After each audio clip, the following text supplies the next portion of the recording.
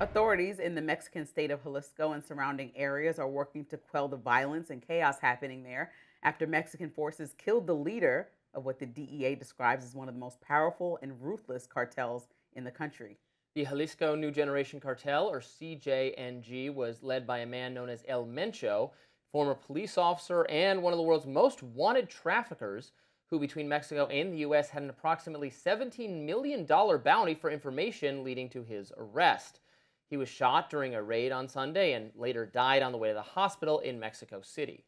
Four other gang members were killed. And three Mexican military personnel were injured and are being treated in Mexico City. Now, Mexican President Claudia Sheinbaum applauded the raid and the work of the agencies involved, which reportedly include some from this side of the border. While the raid itself was carried out by the Mexican military, Mexico's Secretary of National Defense said that the U.S. gave them, quote, complimentary information to carry it out. A U.S. defense official later confirmed that an interagency task force played a role, but the extent of that role is still unclear. In the hours after El Mencho was killed, the region devolved into chaos. Suspected members of organized crime groups blocked roads, clashed with authorities, and burned cars, houses, businesses, and more. Take a look at some of this video from Puerto Vallarta. You can see smoke rising across the city and many burned out vehicles abandoned on the streets.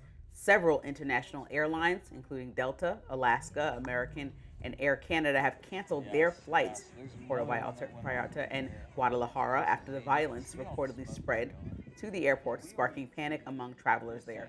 The U.S. Embassy in Mexico has urged citizens in the country to shelter in place amid the violence. In response to the raid and subsequent violence, some U.S. lawmakers are weighing in. Arizona Senator Ruben Gallego wrote on X, "Hope Mexicans and tourists are safe. The Mexican government needs to recognize that letting cartels grow unchecked is a threat to everyone. It's time they treat them as the threat that they are." But Ohio Senator Bernie Moreno took it a step further in a post of his own. He urged U.S. intervention. He wrote, "The Mexican government has to make the right decision for its people and seek U.S. military backup to end the threat of narco-terrorists before it's too late. The drug cartels are a clear and present danger to the U.S., and they must be exterminated."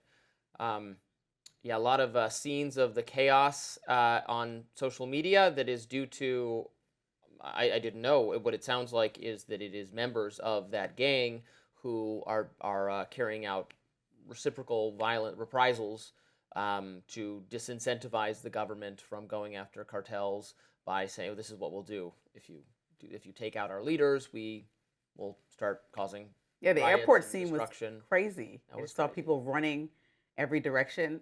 I mean, it is a big deal. I think when you think about him being one of the most wanted fugitives in Mexico and the U.S. combined, the bounty on his head was like millions, as you said, combined, like 15 million just from the U.S. alone. It does seem crazy that people like that just operate with impunity, like within our backyard, Right. basically. This is not Osama bin Laden hiding in a compound in Pakistan or something halfway around the world. This is our backyard. It's Yeah. odd.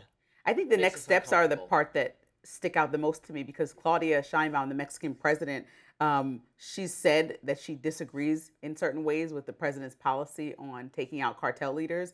She thinks that it will turn into some counter violence and turf wars like we might see, or violence on citizens. She doesn't think that that's Well, obviously she greenlit this, though. well, I know. So that's what I mean. Like, how does that play into Trump's overall conversation that we keep having in the last few months about this war on drugs that he's bringing back to light? Because Mexico is more of a place that we're looking at as far as infiltrating our country with drugs, I think, more than like Venezuela, let's say, which a lot of people were comparing the two situations. So, I mean, especially when it comes to fentanyl. So I think I just want to know what the conversation looks like, how much cooperation the U.S. has given, and how much this was almost like, was there any strong arming coming from us to cooperate? Because with tariffs on Mexico and the strained relationship a little bit, is this to comply? Did she end up agreeing with what the president said? No, I think it goes to show you that the relationship is not as strained as we're led to believe. No, I doubt.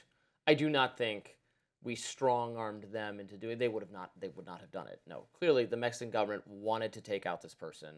We provided some assistance in that, and that's fine and appropriate. These cartel figures are huge threats to U.S. populations. Now, in terms of getting more involved, I think we got to be careful there. I don't want to get bogged down in international conflict, affairs. especially without, again, there is room for Congress to make some kind of declaration that it would be justifiable for us to be involved if we want to be involved.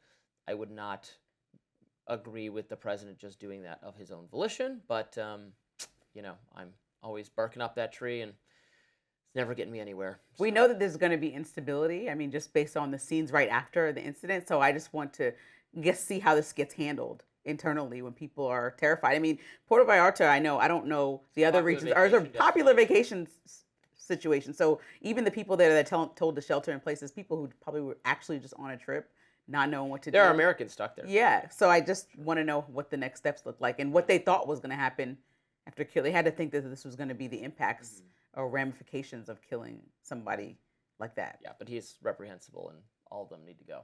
Up next, the Secret Service says they shot and killed an armed man who entered a secure Mar-a-Lago perimeter. Don't go anywhere.